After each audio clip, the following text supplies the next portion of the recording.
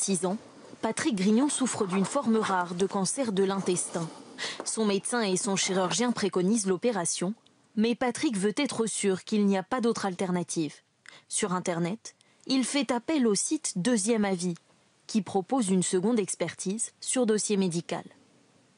J'ai téléchargé 1, 2, 3, 4, ce sont des IRM, tout ça, 5. Ici, pas de 6, consultation. 7. Le spécialiste examine sur le site l'ensemble du dossier. La promesse, un avis rapide, rendu en 7 jours. Ça m'a apporté une sorte d'assurance, une sorte de garantie du diagnostic. Enfin, tout le monde disait la même chose par rapport à ce que j'avais. Ce qui m'a beaucoup plu, c'est de pouvoir, moi, dans ma petite commune de Bretagne, de Beau, de pouvoir être adressé chez un professeur d'un grand hôpital parisien. Le site s'adresse avant tout aux habitants des déserts médicaux, aux malades, fatigués qui ne peuvent plus se déplacer. Mais hors du parcours de soins, ce service a un coût, 295 €, non remboursé par la sécurité sociale. Une somme justifiée pour les fondatrices, qui ont rassemblé sur leur site 80 médecins experts, tous sélectionnés par un comité scientifique réputé.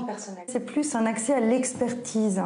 Et l'accès à l'expertise, encore une fois, il y a 2 complexités. La première, c'est d'identifier un médecin expert de sa pathologie. Et la deuxième, c'est d'avoir un rendez-vous dans des délais compatibles avec une prise de décision.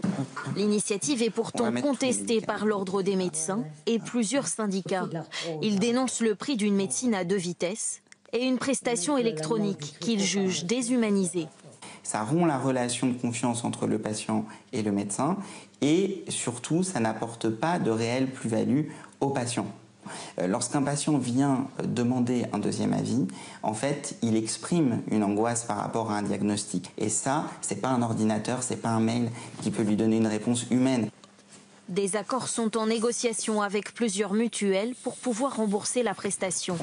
Depuis sa création en décembre, le site n'a rendu qu'une vingtaine d'avis.